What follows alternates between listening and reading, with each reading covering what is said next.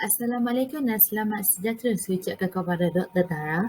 Hari ini syarikat kami iaitu Chris Sambal Enterprise akan membentangkan BMC Draft Report bagi syarikat kami.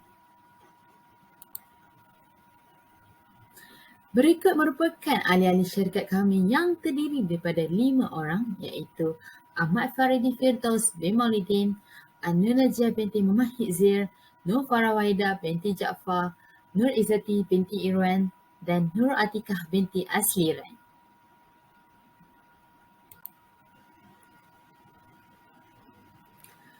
Portfolio bagi syarikat Chris Sambal Enterprise. Praktikal perniagaan yang telah kami gunakan ialah mengambil pesanan dan menghantar pesanan. Industri yang kami telah pilih ialah industri pemakanan dan produk yang kami akan pasarkan ialah sambal cili. Idea perniagaan bagi syarikat Sambal Chris Enterprise ini tercetus berdasarkan peluang perniagaan dapat dikenal pasti melalui pemerhatian dari aspek sosial dan teknologi di mana ianya akan menarik minat pelanggan. Melalui penyelesaian masalah dengan mengenal pasti apa kehendak pelanggan dan cara penyelesaiannya, kami masakkan sambal cili yang sedap dan mampu bertahan selama beberapa hari di suhu bilik. Sambal yang dipasarkan menjadi produk sasaran pelanggan pada masa kini. Hal ini dikatakan demikian kerana ianya mudah dibawa dan ready to eat atau sedia dimakan begitu sahaja. Mereka merupakan carta organisasi Chris Sambal Enterprise. Didahului dengan Ahmad Faridi Firdaus bin Maulidin sebagai Chief Executive Officer CEO dan seterusnya ialah Nur Najah binti Muhammad Izzir iaitu saya sendiri sebagai Chief Operating Officer atau dikenali sebagai COO. Seterusnya ialah Nur Izzati binti Irwan sebagai Marketing Manager. Selain itu, Nur Farawaida binti Jaafar sebagai Financial Manager dan akhir sekali ialah Nur Atikah binti Asliran sebagai Sales Manager. Syarikat Sambal Chris Enterprise telah mengambil salah satu langkah mengikuti bisnes model Canva iaitu merupakan kerangka kerja yang sangat berguna bagi mengatur perjalanan sesebuah syarikat atau perniagaan untuk lebih maju dan terurus. Canvas ini disusun untuk memvisualisasi, menilai dan menjelaskan perniagaan yang dilakukan. Oleh hal demikian, pihak Chris Sambal Enterprise telah mengambil langkah ini sebagai menambah baik perniagaan kami. BMC terdiri daripada 9 aspek.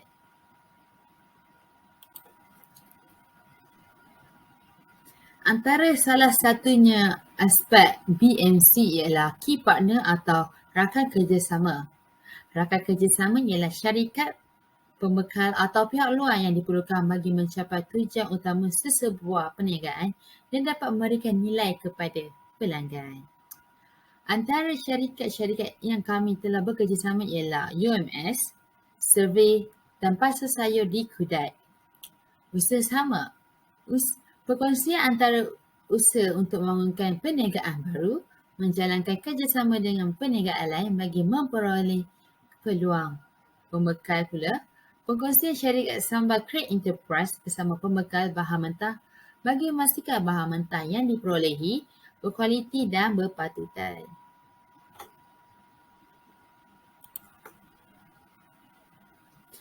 Aspek kedua ialah key activity atau aktiviti utama. Aktiviti bagi syarikat Sambal Enterprise ialah proses pembuatan makanan, proses pembungkusan makanan, promosi atau periklanan produk dari syarikat Chris Sambal Enterprise di media sosial. Antara media sosial yang telah kami gunakan ialah Instagram, Facebook dan WhatsApp. Aktiviti penerimaan pesanan daripada pelanggan dan urusan pembelian di mana kami telah mencadangkan dua iaitu pick up di kedai atau COD, Charge of Delivery. Seterusnya ialah tawaran nilai. Kelebihan pelanggan kami perolehi Walaupun produk yang kami pasarkan ini sudah berada di pasaran, tetapi produk ini istimewa kerana sambal ini sesuai dimakan dengan apa jua hidangan nasi, iaitu style kampung. Jadi, kami mengambil kesempatan untuk menawarkan kepada pelanggan kami iaitu dengan harga yang berpatutan, di mana setiap bekas dijual dengan harga 7 hingga 8 ringgit. Kedua ialah tahan lama, di mana sambal kami boleh bertahan selama seminggu atau lebih dari seminggu. Dan yang terakhir ialah sedap dan segar. Seterusnya ialah customer relationship atau hubungan pelanggan. Cara kami mengekalkan hubungan dengan pelanggan adalah melalui dua cara, iaitu yang pertama media sosial dan yang kedua tambah jualan. Yang pertama ialah media sosial, di mana pelanggan dapat mengetahui segala aktiviti jualan kami di WhatsApp, Instagram dan Facebook. Yang cara kedua pula ialah syarikat kami berminat melakukan kepelbagaian resepi di bawah produk yang kami usahakan. Seterusnya, saya Nur Farah Wahidah binti Jaafar akan membentangkan tentang sumber utama bagi penyediaan sambal kref. Bagi sumber yang diperlukan untuk perniagaan sambal kref adalah seperti modal, bahan mentah serta peralatan.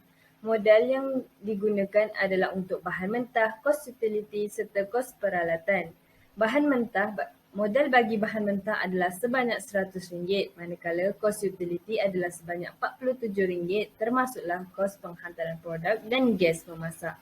Kos peralatan disponsor oleh penyedia sambal kref. Seterusnya, bahan mentah yang diperlukan untuk menghasilkan sambal ini adalah lada kering, cili api, ajinomoto, gula, garam, asam jawa, bawang merah serta bawang putih.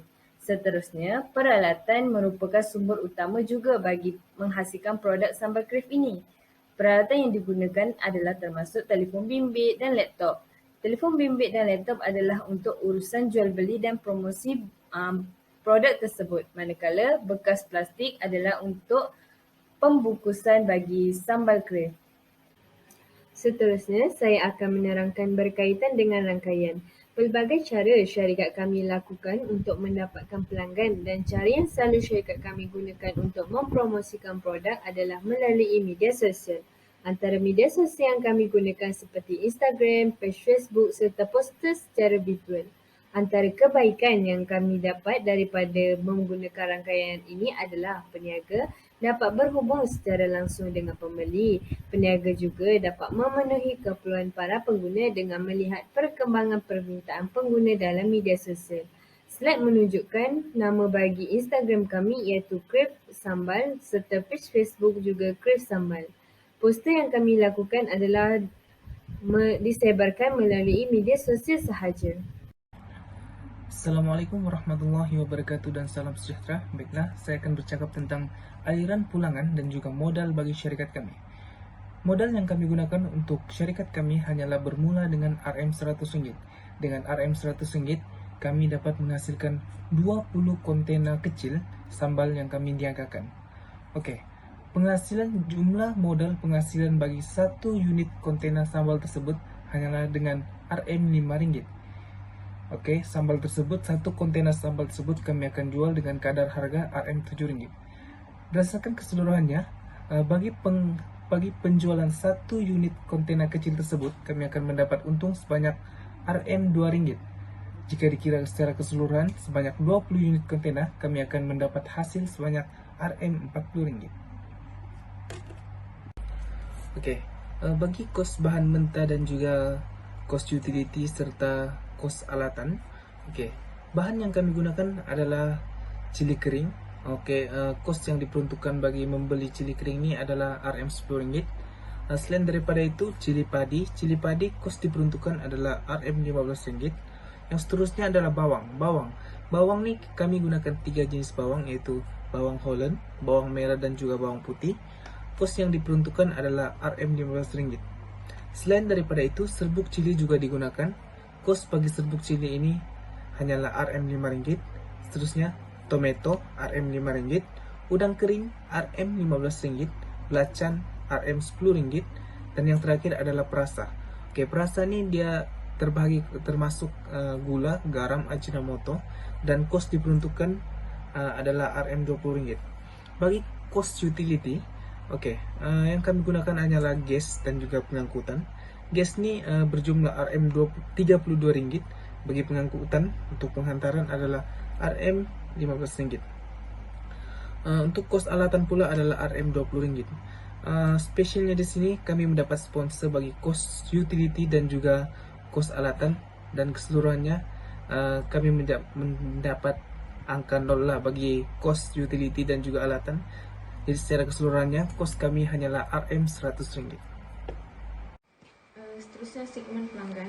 Syarikat kami telah memfokuskan beberapa sasaran pelanggan termasuklah pelajar-pelajar UMS, pensyarah, KPI kediaman, pekerja kebersihan dan juga orang awam. Mengikut data survei yang kami telah buat, kami telah berjaya merekodkan bahawa 88% adalah pelajar dan 33% adalah lingkungan 22 hingga 23 tahun. Ini bermakna golongan remaja lebih berminat daripada produk kami. Apabila satu syarikat mengeluarkan sesuatu produk, sudah tentu ada beberapa risiko yang akan dihadapi oleh syarikat tersebut. Contohnya, apabila mengeluarkan satu produk, sudah tentu kita akan melihat persaingan apa yang akan terjadi. Selain itu, rasa pelanggan juga sudah tentu akan berlainan. Mustahil untuk semua pelanggan menyukai produk yang kita keluarkan. Apabila pelanggan tidak berpuas hati dengan produk yang kita keluarkan, maka ia akan memberi kesan negatif terhadap produk itu ataupun tersebut.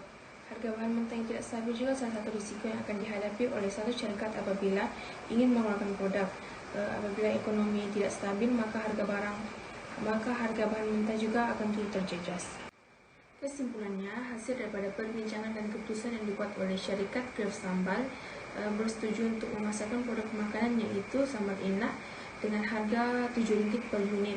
Harga untuk bulan pertama bahan mentah ialah RM100, manakala kos utility RM47.